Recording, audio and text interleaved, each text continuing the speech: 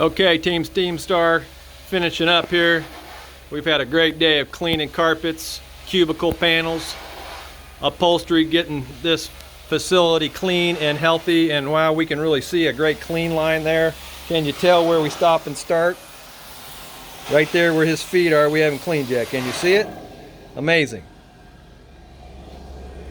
This is just a commercial nylon carpet squares, recommended to be cleaned in high traffic areas at least twice a year. So we did that with a hot water extraction unit and have got it all back in shape for coming in over the weekend.